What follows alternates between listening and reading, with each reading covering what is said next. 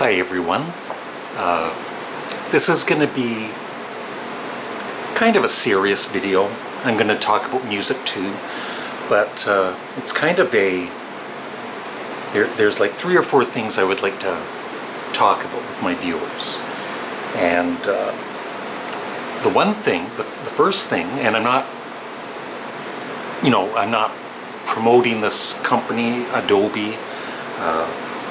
I'm not making any money on it. I just want to let my viewers know, if you make videos, and I'll show you right now. I've got my air conditioner on and a couple of fans. It's not as bad today, but it's usually very humid here in Ontario the past few days. And sometimes I like to do my videos here instead of at the computer, where I have a Blue Yeti microphone, which really is excellent at killing the background noise. My video camera, not so much. But you can hear the background noise right now, and what I'm going to show you is, for anybody, and it's free. I think you can use it for 30 minutes per day for Adobe Explore Noise Reduction with Adobe Audition. Try for free. And I just went on the 30-day trial because you can do a little bit more with it.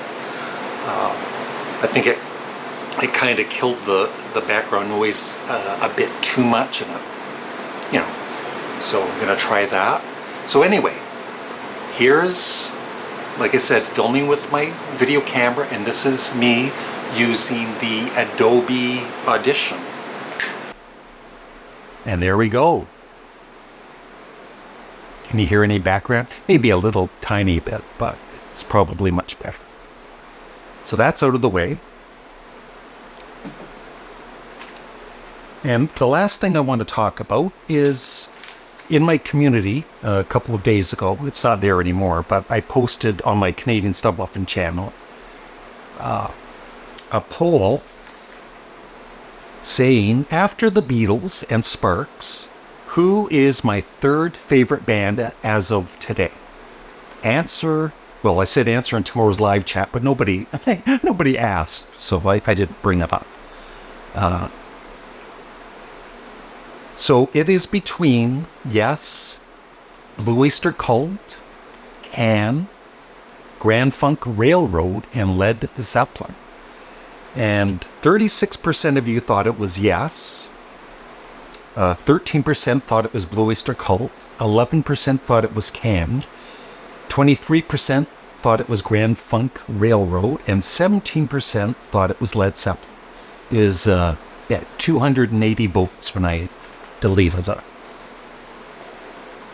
So I'm going to talk about my 3rd favorite band after this next more serious section. As some of you know, I lost the monetization on my Canadian Studmuffin channel 2 to 3 weeks ago.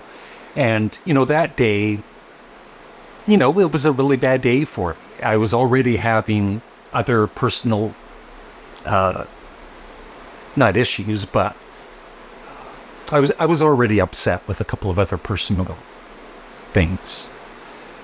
And then that on top of it. But as I've already said and thanked everyone, I had so many nice comments from my viewers, some that I guess have been watching me for a few years, that maybe, don't always comment, but they did for that video or tape. And it actually brought, like, by the end of the day, and at the end of that day, I received the Lennon Mind Games box set, which was something positive to end the day. But besides that, like I said, all of these, I think I had maybe one negative comment. There was like hundreds of positive comments, and it really kind of, I don't know, it kind of woke me up of what I'm doing on YouTube. And the reason I'm doing it, and it's not for the money, believe it or not, but money is nice to, since I'm retired now, basically. And like I said, I received received all of these really nice comments, and on Facebook too, and donations. Let's not forget that. Thank you again.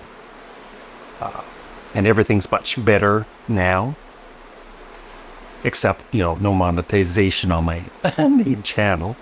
And I had more patrons join, so thank you there too. That really helped. Yeah, I just want to say this the right way. I remember after a couple of days, and I started posting again on this channel, and I, kind of reinvigorated. Not that I haven't been, but I just, even more energy to do these videos, happier in a way, knowing I have a lot of viewers out there that actually do like my content. And there was one comment saying, Larry, you seem whatever, like re-energized or whatever. And that just, it made me kind of realize, yeah, maybe getting all of that. Not that I don't receive nice comments every day, I do. But I guess sometimes you just kind of take it for granted, seriously, and I've stopped doing that for sure. I mean, I do appreciate every comment, I always have. But there's times it's like, whatever, you just don't take the comment as seriously as the person means it. And so yesterday on my live chat with Grant's Rock Warehouse, thank you, Grant, for dropping by, I received this comment, and I'll put it here in a second. And I've received comments like this. I wouldn't say a lot, but once in a while I receive these kind of comments. And this one was, a little late, Larry, but I'd like to thank you for playing part in my recovery during COVID over here in the UK. Not COVID related, but from a serious trauma. I witnessed a horrific event.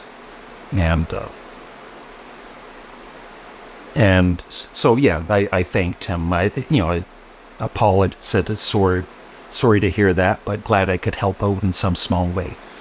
But it just shows you, and I'm not just talking about myself, but other YouTube channels, that hopefully are positive for the most part. They bring people up. And that's what I try to do. I try to be mainly positive. Once in a while I'll do a video where I'm complaining about something. They're fun to do too. Or I'll do a stupid video. And this next part, you might want to skip. I had a couple of minutes because it's pretty serious. It's just about my own life that maybe some of you don't know about. But humor, I don't know why, but humor has always been a part of my life. I was a class clown in the early years of school, and then when I went to high school, it kind of changed. I was, believe it or not, super shy.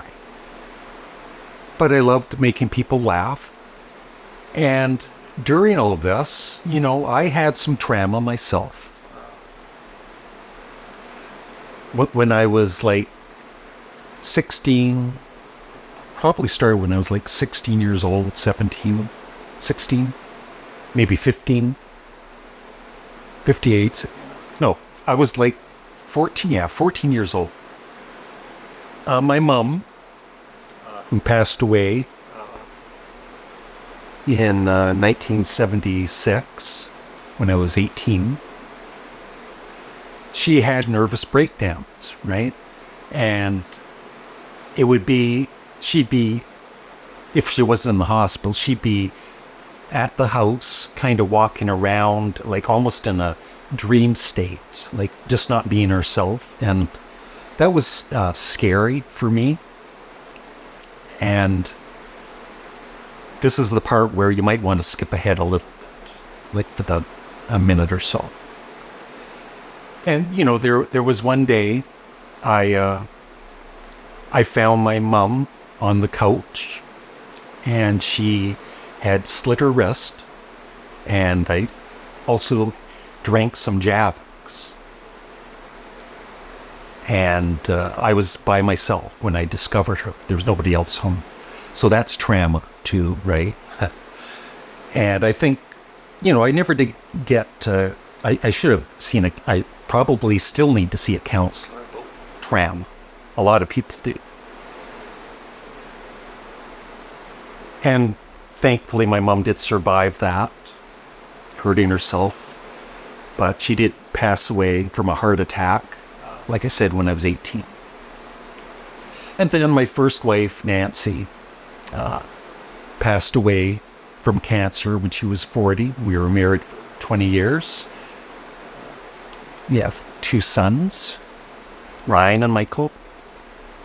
And so they lost their mom about the same time that I lost my mom, around the same age. And then, there's other trauma, but that's about it.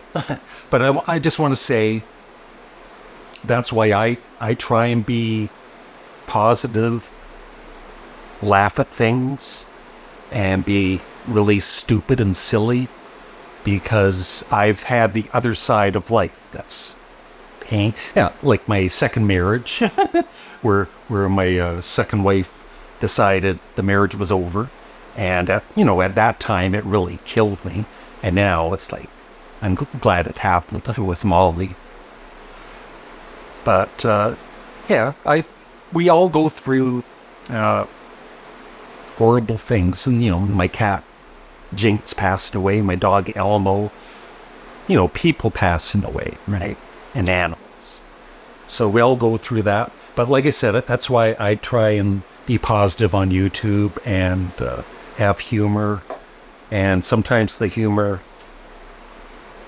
might not be funny, but I'm trying to make people laugh. Oh, one other little thing is, the past 2-3 years, I guess around after with COVID, right?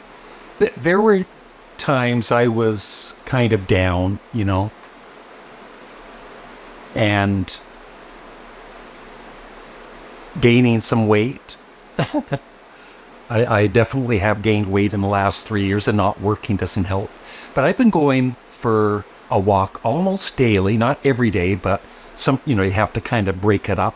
I'm just gradually starting to walk, but I've gone for, I think, 5-hour-long walks this week, in the last week or so. And I'm starting to feel better about myself in that way too. What a rambling video. The guy never shuts up. He's so annoying. Okay, so guess what? I'm going to tell you who my third favorite band is, seriously, right now. The Beatles will always be number 1. Sparks will most likely always be number 2. Number 3 is not Led Zeppelin, although I love Led Zeppelin. Number 3 is not Grand Funk Railroad, even though I love Grand Funk Railroad. It's not Blue Oyster Cult, even though they're one of my favorite American bands. And it's not, this one hurts, it's not Yes. Sorry, Rachel's Ghost. It's Can, yeah. I keep talking about them. The reason I'm saying they're my third favorite, for now, it might change in I don't think it's going to though, because I'm so obsessed with them. I think in the past month or so, when I listen to music at night, probably 70% or more of the time, I'm listening to a Can. And I've got Can live in Paris, 1973. This is the only one I haven't really listened to much yet, but I will. But all of these, I need to listen to all of these more, but every time I listen to them, I love them so much. Can, the singles. This one I played a lot, Tago Mago. And what got me on this journey is my buddy Glenn Kellaway bought this, and because he heard, it was one of these great albums, and he couldn't get into it. So he lent it to me, and I loved it, and I ended up buying it.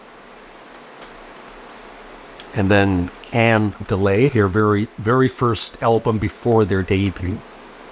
This wasn't released until years later. This is possibly my favorite, Future Days. Can soundtracks, I played like 3 times. I need to play it more. This one I played, yeah, Future Days I played probably 30 times or more. And also Monster Movie. I played at least 30 times. And then Can Landed, one of the later albums. I loved it right away. And this one I've mentioned on the live stream, Soon Over Babaluma. Honestly, the first time I played it, I did not like it. I basically hated it. And then the second time I played it, I thought, okay, usually by the second time I start to like it. I still didn't like it. The third time I played it, I liked it. The fourth time I played it, I loved it. Seriously, I'm not forcing myself to like or love these albums. If I don't like an album by an artist, I don't like it. But it just took me time to warm up to this because it's different. I think sometimes your expectations of what it's going to sound like, or what it's going to sound like, and then it's like, oh, it's different, and you're not used to it, and you're thinking, oh, I don't like this, I like the other stuff. But yeah, I love this stuff. And there's just something about Can's music. It's really hard to describe, but it almost like it's like massaging your brain, if that's one way to describe it. It gets into your soul. So if you've never, I'm not saying everybody's going to love Can. I realize that. But, I used to talk about Sparks in the past, and dozens and dozens of you became fans of Sparks. So hopefully somebody will check out Can, and I suggest maybe starting with Future Days. It's one of the less, some of their stuff is a bit weird, might be a bit too weird for you, but something like Future Days is awesome, and I just hope there's going to be more people checking out the band Can. I think they were way ahead of their time. Like Future Days was, I think, 1971. Yeah, anyway, the early 70s. And the music on it, it's just, like I said, just ahead of its time. And I love, the original singer Mooney. He's very different. But, it like with Monster Movie, I think it took me a couple of listens to get into it. But I love Mooney, the first singer. And then Suzuki, the second singer.